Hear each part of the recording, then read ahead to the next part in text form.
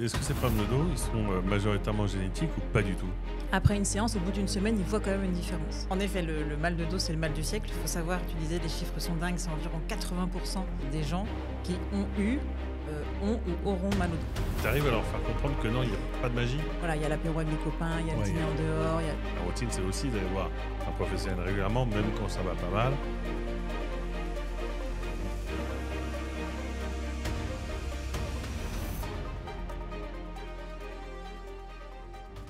Bonjour à tous, bienvenue dans Est-ce possible? Et aujourd'hui, avec Anne-Laure Delay, on va traiter du mal du siècle. Et dans le mal du siècle, ça n'est pas la dépression, c'est le mal de dos. Parce que nous qui sommes maintenant des travailleurs sédentaires accrochés à des bureaux, je crois que les statistiques sont complètement hallucinantes sur le nombre de personnes qui ont des problèmes de dos, dont je fais partie. Et donc Anne-Laure, merci d'être venue aujourd'hui. Merci à toi de m'avoir invité. Alors, tu es ostéo, donc je pense que tu es aux premières loges pour voir les effets du travail et de tous ces dysfonctionnements, parce que nous sommes des hommes des cavernes, qui créent le mal de dos. Et comment ta première analyse, c'est qu'est-ce qui fait que tes patients... c'est quoi l'origine du mal de dos de tes patients majoritairement? Alors, en effet, le mal de dos, c'est le mal du siècle. Il faut savoir, tu disais, les chiffres sont dingues, c'est environ 80% des gens qui ont eu, ont ou auront mal au dos. Donc c'est absolument énorme. Deuxième point, c'est que ça touche absolument tous les âges. Donc c'est pas que les personnes âgées ou il y a aussi des jeunes et il y a tous les âges qui sont touchés. Et c'est aussi la première cause d'arrêt de travail, le mal de dos. Ouais. Donc en fait, c'est vraiment le mal du siècle. Le mal de 80%, c'est énorme. C'est dingue. Et pourquoi? Alors pourquoi? Donc il y a différentes causes. Alors déjà, on va parler de la structure. Tu as un accident de voiture, il y a une fracture vertébrale. Bon, tu as mal au dos. Là, du coup, pareil, très forte scoliose. S'il y a une grosse déviation, c'est pareil. Si elle n'est pas adaptée, elle sera donc douloureuse. C'est quand elle est adaptée, elle est non douloureuse. Et ensuite, il y a différentes causes aussi. Donc tu as des causes mécaniques. Alors, on en parlait, donc la sédentarité, le fait de ne plus bouger, de rester assis ou d'avoir des positions, les mêmes positions de manière répétée. Tu peux avoir des causes aussi discales, donc des hernies discales, des dégénérescences, des discopathies dégénératives. Tu peux aussi avoir des causes, par exemple, de pathologies inflammatoires, comme par exemple type arthrose, on parle du dos, donc spondylarthrite ankylosante. Et il y a aussi un gros facteur stress et anxiété. Ça n'aide pas, ça peut donner mal au dos. Ça peut donner, c'est marrant parce que je m'arrête juste sur ce sujet-là. On parle beaucoup pour l'eczéma, le mal de dos, pour plein de problèmes de santé, de stress et de l'anxiété. Mais en fait, comment sur le dos particulièrement, ça se traduit? Parce que tu vois, on en parle, on entend beaucoup parler, mais la répercussion mécanique, elle se joue comment? Alors en fait, quand tu vas être stressé ou anxieux, tu vas te crisper. C'est quelque chose, c'est naturel. Donc, tu vas serrer les dents, crisper comme ça. Et en fait, là, tu fais ça, ta position déjà change. Et donc, en fait, tu vas mettre en place un tonus musculaire qui n'est pas adapté. Et donc, en fait, cette chose répétée va te donner mal au dos. En plus, qui dit stress, anxiété, dit tu dors moins bien. Dit tu dors moins bien, tu récupères pas bien. Donc, tu as encore plus mal. Et hop, tu commences ton cercle vicieux. Okay. Donc, est-ce que ces problèmes de dos, ils sont majoritairement génétiques ou pas du tout? Il y a une partie génétique, mais ce n'est pas la majeure partie. On a la majeure partie des douleurs du dos, en fait, c'est notre mode de vie. C'est notre mode de vie sédentaire et qui fait que ça crée des douleurs de dos. Et alors, est-ce que c'est vrai que, j'imagine que la plupart de tes patients sont des gens qui bossent dans des bureaux ou qui portent des charges lourdes, mais clairement, comment est-ce qu'on peut faire, du coup, pour continuer à vivre un peu comme les hommes des cavernes? Parce que ce qu'on dit souvent, c'est les hommes des cavernes, ils allaient cueillir, ils étaient debout, ils étaient en mouvement.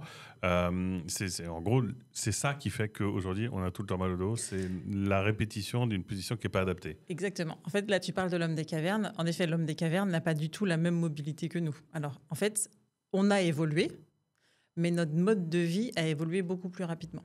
Donc, en fait, on ne s'est pas adapté à notre mode de vie actuel. Donc, l'homme des cavernes, il n'avait pas de chaise. Il était en squat profond, il reste comme ça. Il y en a encore certains qui s'assoient comme ça. Mais pour beaucoup, c'est juste impossible, cette position. Ah oui, alors qu'avant, c'était comme ça. Tu t'assois comme ça. Ouais. D'accord ? Beaucoup, aujourd'hui, sont incapables de faire cette position. Donc, en fait, l'évolution a fait que nous, aujourd'hui, on n'est plus adapté à ce mode de vie. Donc, c'est pour ça qu'on ne peut pas changer le fait de rester... c'est difficile de rester longtemps derrière un ordinateur. Donc, ce qu'on va faire, c'est il faut en contrepartie plus bouger. Ouais. D'accord ? Donc, et le problème, c'est qu'en fait, en contrepartie, on bouge encore moins, on mange moins bien. Et donc, en fait, c'est que des facteurs aggravants, quoi. Beaucoup, oui.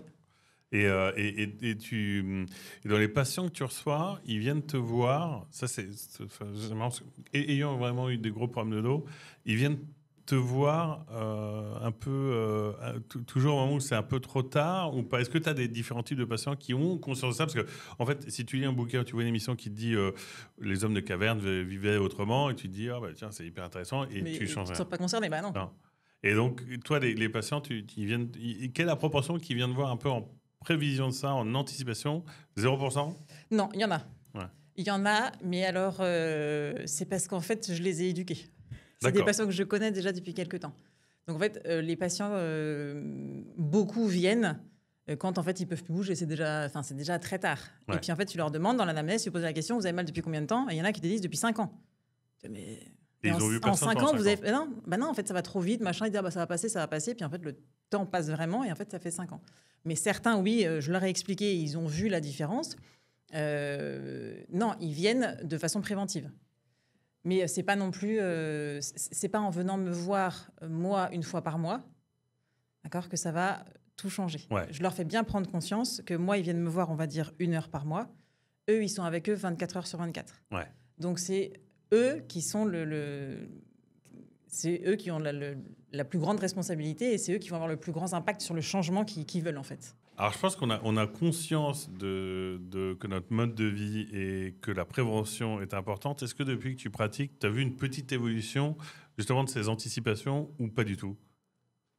Dans les patients qui viennent me voir? Ouais, dans les typologies de patients. Oui, en fait, maintenant, les gens sont beaucoup plus conscients qu'on est sédentaire. Je me souviens que j'ai une patiente il y a quelques années, je prends un exemple, elle me dit oui, je suis sportive, je fais de l'activité physique. Donc moi, je suis derrière mon petit clavier, j'attends pour noter dans mon anamnèse. Et elle me dit, je vais au travail à pied, donc c'est 5 minutes le matin, et je rentre le soir à pied 5 minutes. Donc elle a 40-45 ans. Ouais. Donc j'attends tranquillement derrière mon petit clavier, et j'attends la suite. Ouais, et il n'y a pas de suite. D'accord. Et là, tu vois ce que je veux dire? Et là, je me dis, crotte, non, c'est pas suffisant. Ouais. Donc en post-opératoire ou à 115 ans, ok. Ouais. Mais à 40-45 ans, il faut être bien conscient que de marcher 10 minutes par jour, c'est pas histoire. Mais ça compte même pas. C'est même pas le minimum. Et aujourd'hui, tu vois quand même des gens qui ont réussi à mettre en place au moins, je pense que c'est toujours une question d'un peu de conscience au départ. Et de la conscience à l'action, plus en proportion que ce que tu voyais il y a quelques années. Oui, et ce qui joue aussi beaucoup, en fait, c'est les patients qui ont déjà eu mal. En fait, ceux qui n'ont jamais eu mal, ils arrivent en consultation à, pareil, 45, 50 ans, et ils comprennent pas, en fait, pourquoi ils ont mal. Et ils me disent, non, mais en fait, j'ai jamais eu mal, donc c'est pas normal. Ouais, c'est scandaleux même. Voilà. Donc, il faut aussi, eux, c'est plus compliqué parce qu'il faut leur faire prendre conscience qu'en fait, ils ont mal aujourd'hui parce qu'ils ont fait déjà tout ça. Donc, le corps a supporté, mais donc aujourd'hui, il va peut-être falloir changer quelque chose. Les meilleurs patients, entre guillemets, qui sont le plus conscients, c'est ceux qui ont eu mal, en fait, assez jeunes. Ils ont dû mettre en place des protocoles, des routines pour ne plus avoir ces douleurs. Donc, en fait, quand ils arrivent plus âgés, en fait, ils ont l'habitude déjà de ça, de leur routine quotidienne ou hebdomadaire. Donc ça, mais il y a un vrai changement quand même. Et je pense que le Covid a aussi changé. En fait, les gens étaient enfermés chez eux. Ouais. Et là, il y a eu 2 équipes. Il y a ceux qui faisaient plus rien et il y a ceux qui ont pris conscience et qui ont commencé à faire. D'accord. Et ceux qui ne font plus rien, aujourd'hui, ils ont mal au dos. Et ceux qui ont commencé à faire, ils ont moins mal au dos. Alors moi, je pense à un patient en particulier. Je l'ai vu arriver post-Covid. C'est un patient qui a 75 ans. Lui, clairement, je me suis dit, il a été malade, il n'a été pas bien du tout. Il arrivait, j'avais l'impression qu'il avait pris 15 ans. Et pas du tout. En fait, c'est qu'il n'a rien fait pendant 4-5 mois. Il n'a rien fait.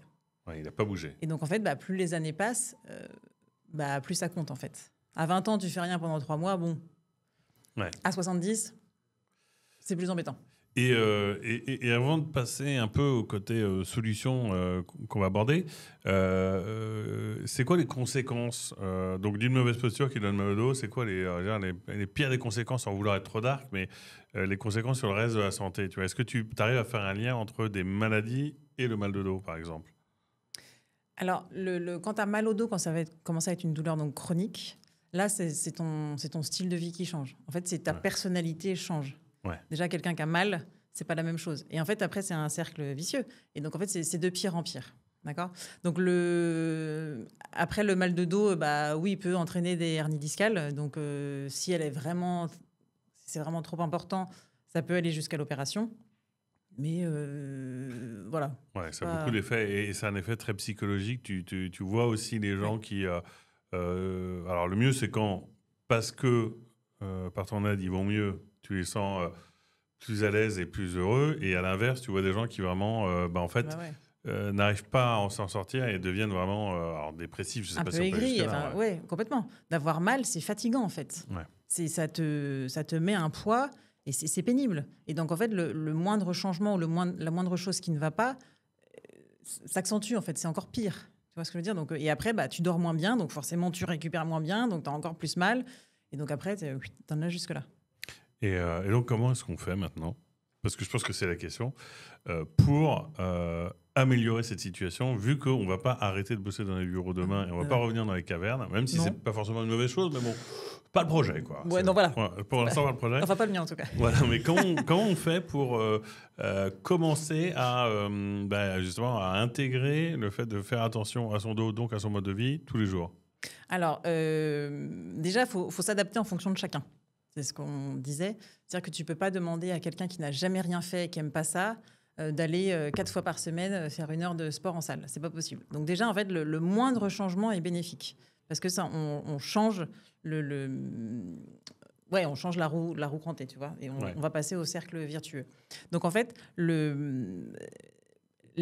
chose la plus facile, ça va être de manière ergonomique. D'accord. Donc l'ergonomie au travail, on essaie d'avoir un bon poste de travail ou en tout cas le mieux possible. On s'avachit pas comme ça tout le temps, toute la journée, c'est pas possible. Ouais. Je dis pas qu'il faut être... c'est compliqué d'être 10 heures par jour nickel chrome, mais en tout cas, en avoir conscience et de se placer le mieux, le plus souvent possible. Ça, c'est la première chose. Deuxièmement, en fait, il va falloir aussi... ce qui va aider, ça va être aussi l'alimentation. Parce qu'on est d'accord, le mal de dos, c'est une inflammation, c'est qu'on a mal. Et donc, en fait, souvent, notre mode de vie fait qu'on mange pas très bien. Ouais. En tout cas, en fait, c'est comme on parle de la nourriture, pareil, on fait l'analogie avec les hommes de caverne, parce que pareil, on mange de la nourriture transformée, on mange pas pareil. cuite, sucrée, grasse, alors que notre corps n'est pas fait pour ça à l'origine. Et certaines personnes, d'ailleurs, ne le supportent pas. Ça entraîne d'autres pathologies et ils ne supportent pas. Donc, ensuite, l'alimentation. Il faut retrouver un bon sommeil. Et donc, en fait, essayer de gérer au mieux le stress et l'anxiété, parce que ça, c'est aussi un gros point. Donc, mettre en place une activité physique. Il n'y a pas d'activité physique géniale et d'autres complètement nulles. Ça, c'est ce que je dis aux patients. La meilleure pour chaque patient, c'est celle que le patient aime. C'est ce qu'on disait tout à l'heure. Si l'activité que tu as choisie, le sport que tu as choisi de faire, n'est pas à côté de ton travail ou à côté de chez toi, si en plus tu n'aimes pas ça, si tu es sympa, tu y vas 3 mois, mais ça ne va pas durer très longtemps. D'accord ? Donc, il faut trouver une activité physique que tu aimes, ou en tout cas le plus possible, ou sinon aller avec des amis, trouver un groupe et le marquer dans l'agenda. En fait, parce que souvent, on n'est pas attendu là où on va. Et donc, en fait, tu es là, tu n'es pas là, on s'en fiche un peu. Donc, souvent, ça, pour certaines personnes pour qui c'est vraiment difficile, c'est important d'aller, de marquer dans l'agenda et qu'on t'attende, que tu sois attendu, que tu sois... qu'il y ait un peu de tension, en tout cas qu'il y ait un enjeu quelque part. Exactement. Ça, c'est important. Et on peut aussi faire un peu de cohérence cardiaque. Ça, on en fait aussi au centre. Donc, on travaille sur la respiration. Ça aide pour baisser le stress, l'anxiété. Et donc, c'est bien aussi avant de dormir pour essayer d'avoir un meilleur sommeil. La cohérence cardiaque, c'est quoi? C'est des exercices d'inspiration, d'expiration? Oui, exactement. Tu inspires pendant 5 secondes, tu bloques 2 secondes, tu souffles pendant 5 secondes, tu bloques 2 secondes, comme ça. Immédiatement, j'ai envie de le faire. Je vois ça. Et donc, ça, on travaille sur le système nerveux. Oui, parce que c'est lié. C'est-à-dire que tu dis une première chose, c'est de changer ses routines. Et ça, bon, je ne sais pas si tu as une baguette magique, mais ça va être... C'est difficile. Difficile, mais tu as mettre en place des routines dont tu sais que tu vas pouvoir les tenir, travailler ta cohérence cardiaque, ton alimentation, en gros te mettre dans une situation dans la durée où déjà, quand bien même tu as mal au dos, le reste, ça va quoi. Enfin, Ouais, oui, je comprends ce que tu dis. Oui, tout à fait. Il faut en effet avoir cette routine qui soit faisable. C'est-à-dire que tu peux pas, comme tu dis, tu peux pas tout changer d'un coup. Bon, enfin, ce sera pas tenable très Ouais. longtemps. D'accord. Et il faut aussi avoir conscience de quand tu mets tout ça en place, c'est pas on-off. C'est-à-dire qu'il faut accepter de mettre tout ça en place, mais de pas forcément voir les résultats tout de suite. Donc la douleur va passer relativement rapidement, mais en fait, il faut te dire que tu fais ça pour le long terme. D'accord. Ok. Pour que à 90 ans, en fait, que tu sois autonome et que tu sois au top. Ouais. C'est ça le but aussi. C'est de bien vieillir. Oui, c'est vrai que c'est un truc auquel on pense pas et qui tombe un peu dessus, la maladie, le mal de dos, c'est que tu ne te crois pas concerné, mais en fait, tu es déjà en devenir le vieux que tu seras demain. Exactement. C'est aujourd'hui, tu prépares ce que tu vas être. Et donc, c'est ce qu'on disait, les patients les plus sympas, c'est en fait ceux qui ont eu mal jeunes et en fait qui savent ça. Ouais. Donc, en fait, le jour où ils ont mal, et aussi aujourd'hui, c'est le mode de vie, tout va vite. Donc, en fait, tu as mal, hop, tu veux plus avoir mal. Ouais, mais bon, ça fait 5 ans que tu as mal. Ça va pas disparaître du Il jour au faut, lendemain. Ouais. voilà, il faut aussi accepter que ça a un temps, quoi. Alors, c'est marrant parce que il y a dans la profession au sens large d'ostéo, de chiro, il y a quand même, c'est plutôt les chiros, le côté justement résultat instantané, qui va un peu avec l'image de cette profession. Or, il faut quand même dire que ça peut arriver, ça peut ne pas arriver, mais c'est pas. Est-ce que tu n'as pas parfois des patients qui arrivent en se disant, il y a une baguette magique, et elle va me remettre en place et je vais reprendre ma vie comme d'habitude. Tu arrives à leur faire comprendre que non, il n'y a pas de magie? Alors, il n'y a pas de magie, en effet, c'est de la mécanique. Ouais. Alors, et il y a des patients chez qui c'est comme ça. En fait, ils ont un sacrum bloqué, on débloque le sacrum, tout de suite, il y a une meilleure mobilité et tout de suite, c'est nettement mieux. D'accord. Mais en fait, c'est pour ça dépend de la cause. Donc, il faut bien savoir d'où ça vient. Tu vois, si c'est, en effet, si c'est de l'arthrose, Oui, c'est pas la même chose. Ça va pas, et puis ça va pas s'améliorer. Voilà, donc il y a des patients, oui, en fait, ça fait un peu comme la magie. Donc je leur dis, j'ai pas fait d'incantation, j'ai pas de.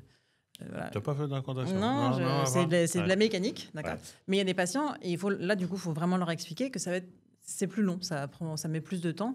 Mais généralement, quand même, après une séance, au bout d'une semaine, ils voient quand même une différence. Ouais. C'est pas tout le temps parfait, mais il faut qu'il y ait une différence. Donc voilà. Et donc, je pense que le sujet qui est de dire la routine et qui est clé, donc routine, exercice physique, meilleure alimentation, essayer d'avoir un meilleur sommeil, ça, c'est pas forcément. Ça, c'est difficile de toujours pouvoir avoir la main dessus. Comment on fait quand on a commencé à mettre en place cette routine? Généralement, si je prends le portrait type du patient, qui peut complètement être moi, on se dit, allez, à partir de ce soir, je me couche à 10 heures, je mange que de la salade et je fais 6 heures de sport par jour. Ouais, c'est pas terrible de manger que de la salade. Mais non, oui, ok. Oui, tu manges, alors voilà, et avec un peu de pois chiche, allez, un peu de protéines. Et ça va tenir 1, 2 semaines, 3 semaines, et puis tu retombes. Est-ce que tu as un conseil pour justement repartir, enfin, qui retombe, j'imagine, parce qu'en fait, tu as voulu tout faire d'un coup, et c'est pas forcément grave c'est plus grave de pas reprendre que d'arrêter quelque part, tu vois. Est-ce que tu as un truc pour dire à tes patients, non mais c'est normal que pendant 3 semaines, tu as vraiment fait attention parce que c'était ton focus, mais c'est pas réellement intégré dans tes habitudes. Exactement. Et tu recommences, tu réadaptes, tu réajustes. C'est la différence entre la routine et la motivation. Ouais. C'est qu'en fait, ta motivation au début, elle est énorme. Donc en fait, tu vas tout bien faire. Et en fait, ta motivation va baisser. Et là, on verra ta vraie routine. Tu vois ce que je veux dire? Ouais. Donc en fait, il faut que la routine, c'est pour ça que c'est pas mal de noter et d'automatiser les choses. Et petit à petit, en fait, ça rentre dans ta routine. Mais il y a des jours où il faudra se forcer un petit peu, mais tu sais que tu l'as noté en fait, t'as pas le choix. À 9h, t'as sport, et ben à 9h, t'as sport. C'est donc, ouais, de pas se rappuyer. C'est marrant parce que c'est un peu comme pas mal de choses dans le travail, c'est que c'est pas s'appuyer sur l'inspiration, la motivation, mais vraiment l'habitude. Exactement. Alors, il en faut, hein, c'est sympa de temps en temps.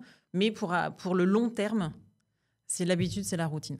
C'est ton mode de vie, en fait. Et tes conseils pour ancrer une habitude qui soit notamment liée donc, à l'exercice physique et à l'alimentation, il y a des trucs dont tu as vu que ça marchait chez tes patients, où il y a, alors, encore une fois, pas une baguette magique, mais des choses à installer progressivement pour que justement on passe de la motivation à l'habitude? Alors, pour l'activité physique, pour le sport, c'est vraiment, hein, que ce soit à côté de chez toi ou à côté du travail ou avec des amis. Hmm. Si tu as choisi un sport improbable qui est à 2 heures de route, C'est débile. ça tiendra pas longtemps. Ouais, Enfin, c'est c'est ça, peu probable que ça tienne. Tu vois ce que je veux dire? Et l'alimentation, en fait, j'avoue, il faut de la motivation au début. Parce que ça met plus de temps à devenir de la routine. Surtout qu'il y a plus de... Voilà, il y a l'apéro avec les copains, il y a le dîner en dehors. Il y a plus de tentations et d'occasions. C'est plus compliqué. Mais à partir du moment où le patient voit un changement, et ben là, c'est gagné, en fait. Ouais. Il sait que oui, ça a été bénéfique pour lui. Et donc, en fait, il est prêt à faire ça. Et donc, petit à petit, oui, ça devient sa routine. Parce qu'il le sait. Et tu vois, ça s'ancre. Et du coup, c'est plus facile. Et les mouvements... Est-ce qu'il y a des mouvements, ça je sais qu'on a parlé que c'est difficile à mettre en place, mais des mouvements très simples pour notamment, enfin qui pour moi peuvent faire partie de la routine, mais qui sont des trucs pour te soulager quand tu commences à sentir que ça a mal, des petites habitudes pareil à prendre, est-ce qu'il faut faire des étirements tous les matins, tous les soirs, tout le temps, est-ce que ça dépend de ton état ou est-ce que toi tu recommandes de dire en fait il y a de toute façon des mouvements physiques à réaliser très régulièrement pour... en prévention ou en guérison des problèmes de dos. Alors, donc, pour les douleurs de dos, et donc là, on parlait des patients qui sont statiques. En fait, une des règles d'or, c'est en fait, il faut se lever, il faut bouger régulièrement. Tu ne peux pas rester 8 heures par jour assis derrière ton ordinateur, assis dans ta voiture. C'est vraiment pas bon. Donc, il faut grand maximum toutes les heures et demie, et je suis sympa, se lever, marcher, aller prendre un verre d'eau, voilà. Ouais. Ou avoir un bureau que tu peux monter, t'asseoir, ça c'est faisable. Ou travailler sur une balle, bon, ça dépend des... Mais voilà, ça c'est, je pense, une des règles assez importantes. C'est vrai que se lever, tu dis toutes les heures et demie, et encore t'es sympa, c'est-à-dire qu'en fait, en vrai, ça devrait plutôt être 45 minutes. Ouais. En vrai, c'est plutôt 30-45 minutes. Ok, et donc, et personne ne le fait ça, mais... Alors, c'est pour ça que je dis, je vais jusqu'à 1h30, parce que je suis vraiment gentille. Ouais. Mais je sais que j'ai des patients pour qui c'est vraiment très compliqué, et ce qu'ils ont fait, et donc ils me l'ont dit, ils me l'ont montré, ils se mettent des réveils sur leur téléphone. Ouais. Donc, toutes les heures et demie, ça sonne, et donc ils savent qu'ils doivent se lever pour aller prendre un verre d'eau, aller aux toilettes, marcher un peu, regarder la vue, voilà. Mais donc ça, c'était tellement difficile pour eux, ils n'y arrivaient pas, même avec toute leur bonne volonté. Donc, ils ont mis des rappels sur leur téléphone. Ça, c'est, je pense, un premier truc à faire que moi, je vais faire immédiatement, au risque de me dire c'est trop. Mais en fait, non, si tu fais ça toutes les heures... Tu ne fais pas une pause d'une demi-heure. Hein. Non, bien sûr. Donc, c'est vraiment très court. Mais voilà, ça, par exemple, je sais que pour les gens qui travaillent derrière un ordinateur toute la journée, c'est très compliqué. Ouais. Parce qu'en fait, tu es parti dans ton truc et parfois même, tu es des heures et tu t'en rends pas compte. Donc... Voilà, ils ont mis ça en place, ils ont mis des réveils sur leur téléphone pour penser à se lever et bouger. Et dans la même idée de la routine, c'est quoi les quelques exemples un peu amusants de gens qui ont mis en place des routines qui n'avaient rien à voir avec l'activité physique, mais qui en même temps prouvent que tant que tu arrives à mettre en place une routine, c'est pas mal. Il y a des choses, il y a des gens qui réagissent un peu différemment à ça. Exactement. C'est qu'en fait, et ça dépend du patient qui est en face de moi. Donc là, on parlait de cette patiente. Elle subit complètement sa vie. Elle en a jusque-là. Elle est vraiment fatiguée, elle en a marre. Et en fait, je lui ai dit de prendre 1 heure pour elle par semaine et ce serait bien de faire une activité physique. Et donc, elle est revenue après très contente et elle me dit, j'ai pensé à vous, j'ai trouvé mon activité, maintenant je fais du crochet. Donc, j'avoue, je ne m'attendais pas à ça. Mais au fond, finalement, elle a réussi à prendre 1 heure pour elle. Donc, elle a changé son cercle vicieux. Elle a commencé à le passer en cercle vertueux. Donc, 7 heures pour elle va lui apporter tout plein de choses. Et d'ailleurs, elle est très contente de faire du crochet. Et donc, après, petit à petit, on va la mettre... Enfin, elle va passer à faire vraiment de l'activité physique. En plus du crochet. Ouais, alors, grâce au crochet, elle est rentrée dans justement, elle a changé de cercle vicieux à cercle vertueux. Ouais. Et toi, c'est un bon exemple parce que au bout de combien de temps on se dit qu'on est passé du vicieux au vertueux dans la durée? Est-ce que si je te dis ça fait 1 mois, ça fait 2 mois, ça fait 3 mois, tu me dis... C'est beaucoup ça. C'est beaucoup? Ouais. Normalement, c'est assez rapide. Hein. Les patients, même au bout d'1 mois, il y a un changement en fait. Ok. Et même même si tu les connais pas bien, quand tu les vois, ils sont déjà souvent l'attitude, la posture a changé. Ouais. Ça, c'est quelque chose que toi, tu arrives à t'observer. Ah ouais. Ouais. Ils ont l'air plus relâchés, plus détendus, et ils ont moins mal. Et donc, en fait, 3 mois, c'est long. Hein. Si au bout de 3 mois, tu n'as pas de changement, c'est compliqué. Bah, c'est que soit c'est pas assez, soit c'était pas ton truc. Soit faut changer autre chose. D'accord. Ah oui, d'accord. Mais tu te dis qu'au bout d'un mois d'avoir intégré d'avoir intégré de nouvelles habitudes, de nouvelles routines, tu les as réellement intégrées, quoi. Alors, je ne sais pas si tu les as réellement intégrées. En tout cas, il y a un réel changement. Ouais. Si tu changes quelque chose, et vraiment, il y aura un réel changement dans ta vie de tous les jours. Et donc après, petit à petit, en fait, ça entraîne plein de nouvelles choses. Tu dis, tiens, j'ai rencontré donc quelqu'un au crochet. Ah, mais elle m'a invité, en fait, elle fait un cours de danse. Et donc, je vais voilà. Tu vois ce que je veux dire? Oui, parce qu'il y a quand même aussi tout ce qui est derrière. Parce qu'on parle d'activité physique, et le crochet est un bon exemple, c'est plutôt d'activité tout court, en fait. Parce que l'une des causes de ces problèmes, c'est qu'on soit à fond dans notre travail, qu'on enchaîne le travail, ensuite la famille, ensuite les amis, et qu'on n'ait pas vraiment de moment où on se dit, en fait, j'arrête et je me dédie à quelque chose qui n'est pas directement lié à ma nécessité de travailler ou à la nécessité de s'occuper des enfants. C'est quand même un peu ça aussi. C'est tout à fait ça. C'est pour ça que ça dépend du patient qui est en face de toi. S'il y a un patient que tu sens qu'il va pas bien, qu'il est en train de passer en cercle vicieux, mais que lui, lui, il fait tout bien, là, oui, il va falloir trouver quelque chose, et peu importe l'activité qui le fait changer. Mais quelqu'un qui fait vraiment rien, si ton activité, après, c'est de faire pas grand-chose non plus... Ouais. Tu vois ce que je veux dire? Ouais. Il faut aussi... Voilà. Là, le cours de crochet de la patiente, c'est que oui, en effet, elle était avec d'autres personnes. C'était 1 heure par semaine. Elle avait rendez-vous. Elle était attendue. Donc, si elle n'était pas là, on appelait en disant qu'est-ce que tu fais? On t'attend. Donc, voilà. Et donc, petit à petit, c'est rentré dans sa routine. Elle était très contente. Et voilà. Oui. Et alors, pour finir, parce que je pense que c'est le sujet de l'ostéo, c'est... Et tu recommandes... Sans vouloir faire de la pub ni pour... Mais tu recommandes d'aller voir quand même régulièrement un ostéo, parce que souvent, c'est celui qu'on va voir quand il y a une crise. Mais toi, tu dis, 1 fois par mois, tu vas me dire c'est adapté à tout le monde. Mais en moyenne, si tu vois, j'ai un peu mal au dos, que je suis un peu moyen partout, je fais un peu d'exercice, mais j'ai un peu mal au dos. Est-ce que c'est important de dire, l'ostéo, il faut aller le voir 1 fois, ou le kiné, 1 fois par mois de manière régulière, pas juste quand t'as mal? Oui, alors oui, mais alors 1 fois par mois, c'est peut-être beaucoup. Ok. 1 fois tous les 2-3 mois, d'accord. Ouais. Et moi, je compare le corps humain à une gouttière, d'accord. C'est comme ça, c'est très visuel, tu vas voir. Donc, quand tout va bien, la gouttière est très bien, il pleut, tout se passe bien, d'accord. Et puis petit à petit, il y a des feuilles qui s'accumulent, mais toi, tu les vois pas. Il pleut pas, tu te rends pas compte. Ouais. Il pleut. Ça va, tu sens que c'est assez cool, ça va. Bon, c'est pas parfait, mais ça va. Et puis, il y a encore des feuilles qui s'accumulent. Et alors là, il pleut. Et alors là, ça déborde de partout et tu sais plus quoi faire. Tu fais, tu sais plus par où commencer.